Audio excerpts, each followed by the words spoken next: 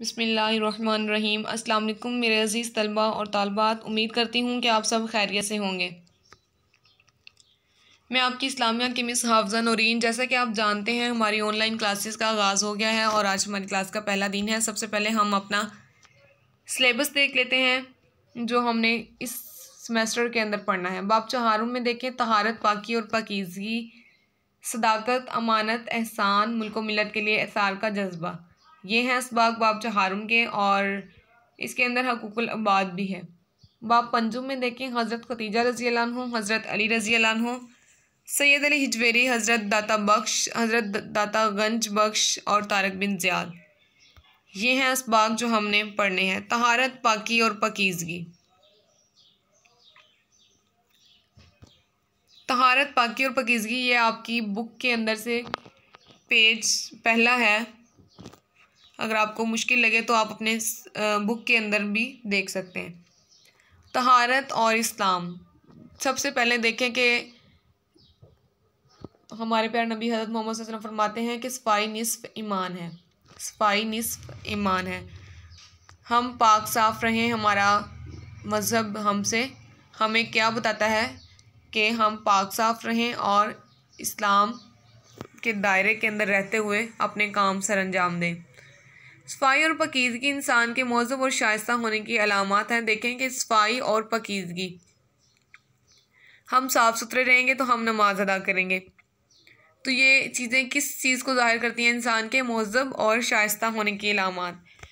यूँ तो हर मज़हब ने सफाई पर ज़ोर दिया है, लेकिन इस्लाम वो दीन है जिसने सफाई और पाकीज़गी को ना सिर्फ लाजिम करार दे दिया बल्कि इसे एक वसी मफ़हूम दिया, जिसके तहत सफाई से मुराद सिर्फ जिस्म और लिबास का साफ़ सुथरा होना ही नहीं बल्कि इसमें माहौल, फ़िक्र, ख्याल और रूह की पाकीज़गी भी शामिल है। अब देखें, हम कहते हैं कि हमने नए कपड़े पहने हैं या हमने साफ़ सुथरे कपड़े पहने हैं तो हम पाकीज़ा हैं, हम सफाई के पे रखते हैं, हम मतलब सफाई रखी हुई है हमने अपनी। लेकिन उसमें देखें कि सफाई का मतलब क्या है?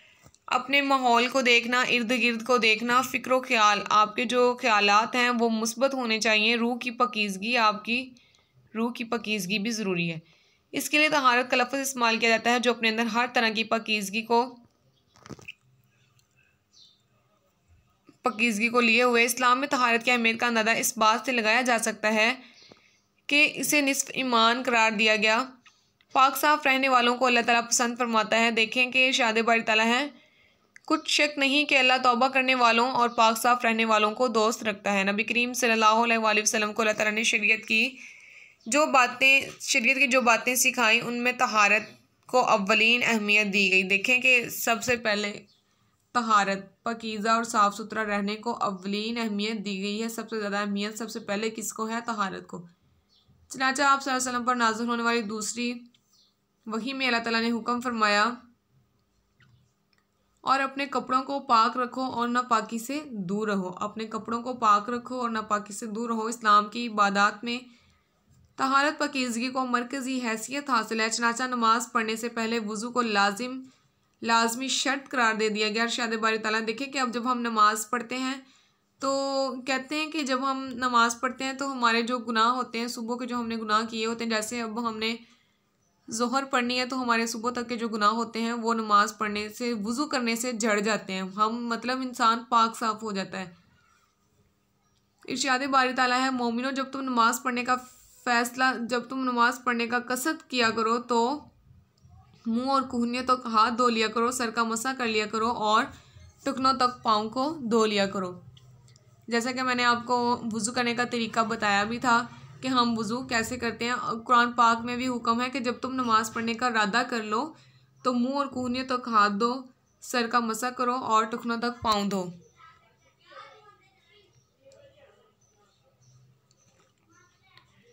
आगे देखें, दिन भर में 5 मरतबा वज़ू करने से आदमी यकीनन तमाम दिन साफ़ सुथरा रहता है। दिन भर 5 मरतबा वज़ू करने से देखें, जब हम नमाज़ पढ़ते हैं ना तो एक तो रूह की पाकीज़गी होती है। हमें ये कुदरती तौर पर है कि अल्लाह ताला की तरफ से ना हमें सुकून महसूस होता है। और जब हमारी रूह बेचैन हो रही हो, हमें परेशानियां नज़र आ रही हों, तो जब हम नमाज़ पढ़ते हैं, सजदा करते हैं तो हमें रूह की पाकीज़गी, रूह का सुकून मिलता है। और वो एक अजीब सुकून होता है। जब आप नमाज पढ़ते हैं ना तब आप महसूस कीजिएगा। नमाज जुमा से पहले नहाने, पाक साफ कपड़े पहनकर मस्जिद जाने का हुक्म है। जुमा के दिन हर बालिग शख्स के लिए गुस्ल करना, मसवाक करना और अगर हो सके तो खुशबू लगाना मसनून है। नबी करीम सल्लल्लाहु अलैहि वसल्लम का तर्ज़े अमल।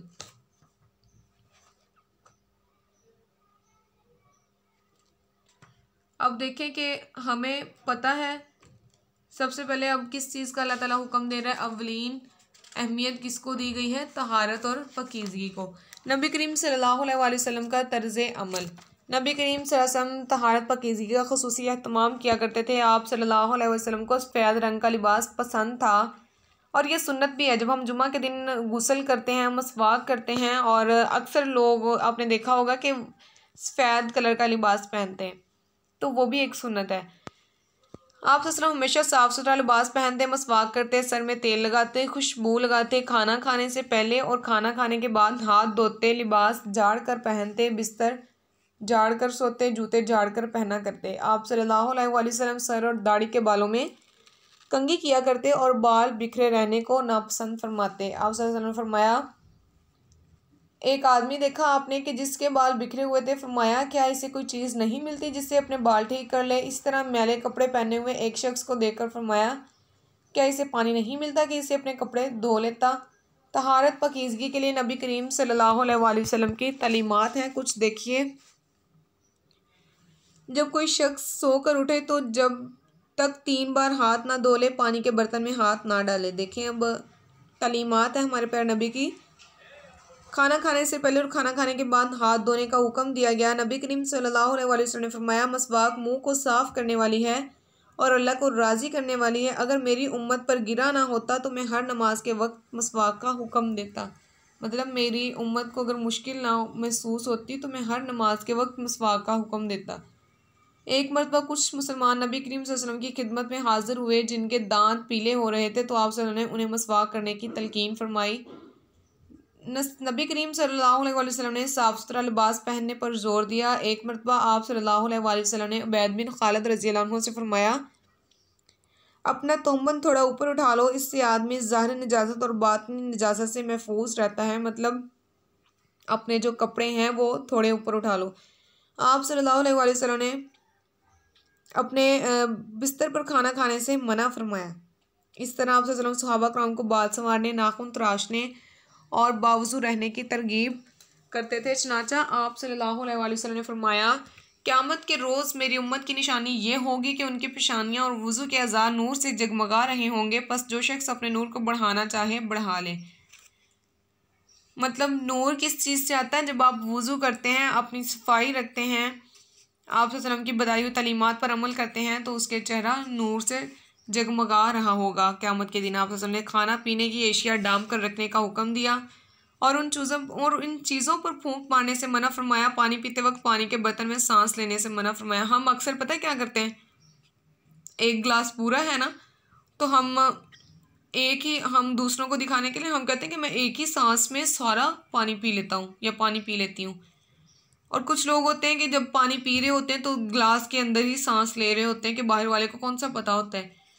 लेकिन हमारे प्यारे नबी हज़रत मोहम्मद सल्लल्लाहु अलैहि वसल्लम ने मना फरमाया। तभी तहकीक बताती है कि खाने पीने की एशिया खुली छोड़ दी जाए या उन पर फूंका जाए तो उनमें जरासीम शामिल हो जाते हैं। नबी करीम सल्लल्लाहु अलैहि वसल्लम ने घरों और इर्द गिर्द के माहौल को भी साफ़ सुथरा रखने का हुक्म फरमाया। अब देखें इसमें, घर का कूड़ा करकट बाहर ना फेंका जाए। आम रास्तों दरख्तों के साए में क़ज़ाए हाजत ना की जाए। तालाब और झीलों में पेशाब ना किया जाए। क़ज़ाए हाजत के बाद इस्तंजा किया जाए। इसके बाद हाथ धोए जाएँ। छींकते और खांसते वक्त मुंह पर हाथ या कपड़ा रखा जाए। जगह जगह थूका ना जाए।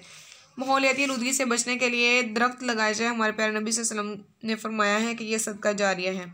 दौरान हज दरख्तों और पौधों को नुकसान पहुँचाना भी काबिल कफ़ारा अमल करार दे दिया गया है।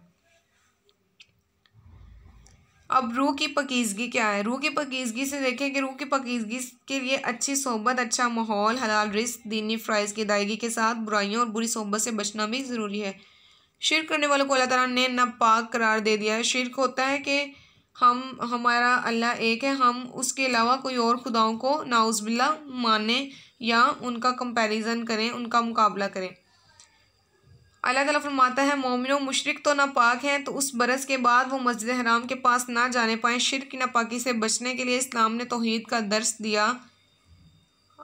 गुनाहों से पाक होने के लिए नमाज, रोज़ा और हज जैसी इबादत मुकर्रर फरमाई और माहौल को और माल को पकीज़ा करने के लिए ज़कात का हुक्म दे दिया गया। ये सारी चीज़ें रूह की पकीज़गी में आती हैं। सबसे पहले सफाई, फिर अच्छी सोहबत, अच्छा माहौल, हलाल रिस्क, दीनी फ़राइज़ की अदायगी। दीनी फ़राइज़ की अदायगी मतलब फ़र्ज़ नमाज़ें जो आपकी हैं वो आप पढ़ें, और हमारे माल को पाक करने के लिए अल्लाह ताला ने ज़कात का हुक्म दे दिया। और शिर्क की नापाकी से बचने के लिए हमें इस्लाम ने तौहीद का दर्स दिया। गुनाहों से पाक होने के लिए नमाज, रोज़ा, ज़कात, ये इस तरह की चीज़ें अल्लाह ताला ने हमें फरमाई। हम खुश नसीब हैं। फिर एक जगह पर इरशाद बारी ताला है कि उनके माल में से ज़कात कबूल कर लो और उससे तुम उनको पाक और पकीज़ा करते रहो, उनके हक़ में दुआए खैर करो। गर्ज़ इस्लाम ऐसा माशरा चाहता है जहाँ के रहने वाले जिस्मानी तहारत, पाकीज़गी अपनाने के साथ साथ बेहुदा गुफ्तगू, बुरी सोच और बुरे माल से परहेज़ करके अपनी रूह को भी आलूदगी से बचाएं। पाकीज़ा सोच और पाकीज़ा गुफ्तगू, पाकीज़ा अमाल अपनाएं, ज़हनी, जिस्मानी और रूहानी तौर पर साफ़ सुथरे और पाकीज़ा हों ताकि वो अल्लाह ताला और उसके रसूल सल्लल्लाहु अलैहि वसल्लम के महबूब बंदों में शामिल हो जाएं और दोनों जहां की भलाइयाँ समेटने में कामयाब हों। तालिब इल्म की ज़िम्मेदारी अब क्या है देखें। अब एक तालिब इल्म होने की हैसियत से हमारे ऊपर क्या ज़िम्मेदारियाँ आती हैं।